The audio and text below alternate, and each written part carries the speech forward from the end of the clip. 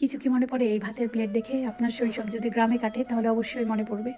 আজকে আমার মায়ের গল্প বলতে বলতে চলো শৈশবের একটা খাবার তোমাদের সাথে শেয়ার করি। এটা হচ্ছে আমাদের গ্রামের ভাষায় গাছ আলু, বইয়ের ভাষায় এটা পেস্তা আলু। এটা খাইলে শরীরে ব্লাডের পরিমাণ বেড়ে যায়। এটা খুবই ভালো, পুষ্টিকর একটা আলু, সুস্বাদু একটা আলু।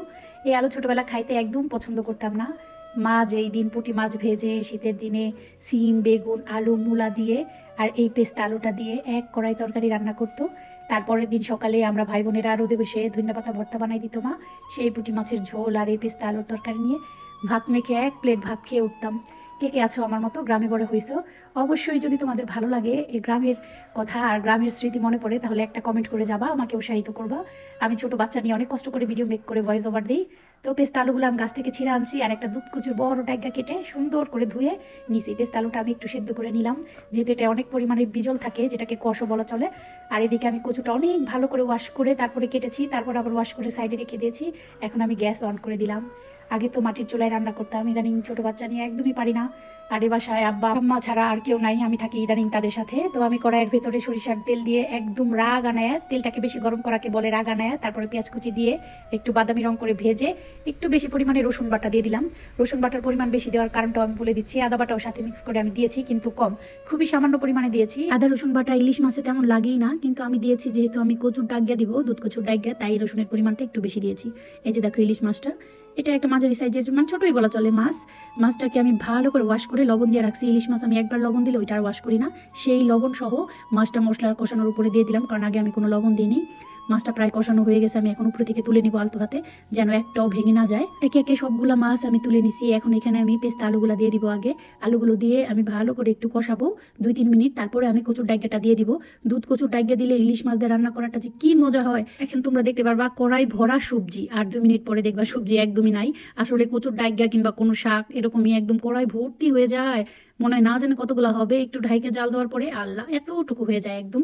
আর কচুর ডাইগা দিয়ে ইলিশ মাছ রান্নাটা বরাবরই আমাদের বাসায় সবাই পছন্দ করে। আব্বা আম্মা তেমন সবজি খায় না, তাদের জন্য মাঝে মধ্যে আমি বাসার টুকটাক সবজি দিয়ে একটা তরকারি রান্না করি। আর ছোটবেলার স্মৃতিচারণ করার জন্য তোমাদের সাথে আজকে এই রান্নাটা নিয়ে আসলাম। পেস্তা আলু অনেকেই গাছ আলু নামে চিনে, বাট আমি এটা পেস্তা আলু জানলাম কিছুদিন আগে। পপি আছে না, উম্মে পপি, ওই পপি আপুর ভিডিও দেখে, ওনাকে আমার এত ভালো লাগে, আমার ইন্সপিরেশন বলতে পারো। একেবারে সুন্দর করে কষায় আমি অল্প একটু পানি দিয়ে দিছি। এটা বলক তোলার পরে আমি কষানো মাছটা দিয়ে দিব। আমি ঢাইকা দিলাম, কিছুক্ষণ পরে একটু লবণ দিয়ে দিছি, যেহেতু আমি মাছে লবণ দিয়েছিলাম। তারপরে ভাবলাম অনেকগুলো সবজি দিয়েছি, হয়তো একটু লবণ লাগবে, ওইটা বুঝে অনুমান করে লবণটা দিয়ে দিছি। এখন দেখো বলক তুলেছে, তারপরে আমি কাঁচামরিচগুলো দিয়ে দিলাম। আমি বেশিরভাগ সময় কাঁচামরিচটা তরকারি রান্নার হওয়ার মাঝের মানে লাস্টের অংশেই দিই, কারণ তরকারির আসল স্বাদ কাঁচামরিচের আসল গন্ধটা থেকে যায়। তারপরে আমি কষানো মাছ দিয়ে দিলাম। দেখো আমার হাতটা কষে একদম লাল হয়ে গেছে। মাছ দিয়ে এখন আমি সুন্দর করে একটু ওলট পালট করে দিচ্ছি আস্তে আস্তে, যেন মাছ না ভেঙে যায়। তারপর ঢাকনা দিয়ে ঢাইকে দিলাম। আমার রান্না প্রায় শেষের দিকে, অনেকে চাইলে ধনিয়া ইউজ করতে পারো।